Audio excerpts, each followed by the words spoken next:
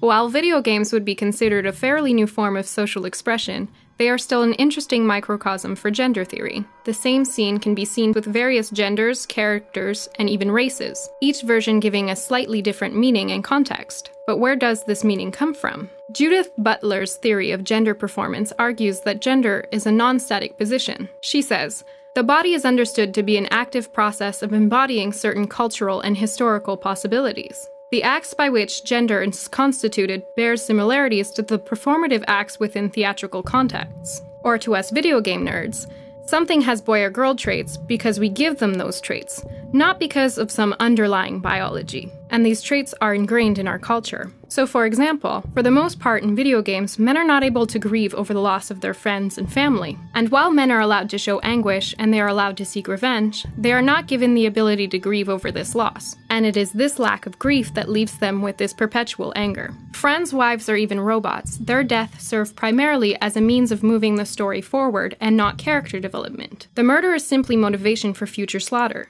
But to truly accept a person's death is an ability few people possess, and even fewer male protagonists. In contrast, female protagonists are able to grieve over the loss of their friends and even their enemies. A female character has to not only fight to survive against her enemies, but also against her inner demons. Female characters have the capacity to show anger and aggression.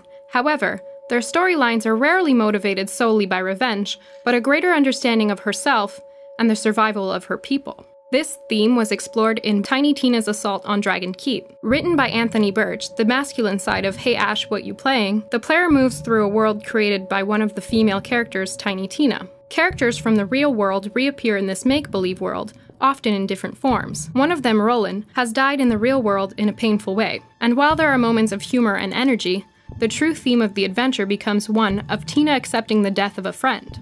As Deborah Glimmon says, "The body is a medium of culture. It is the surface on which prevailing rules as a culture are written. Cultural rules are not only revealed through the body, they also shape the way the body performs and appears. Female characters are able to plausibly grieve because there is a social understanding that women would react this way.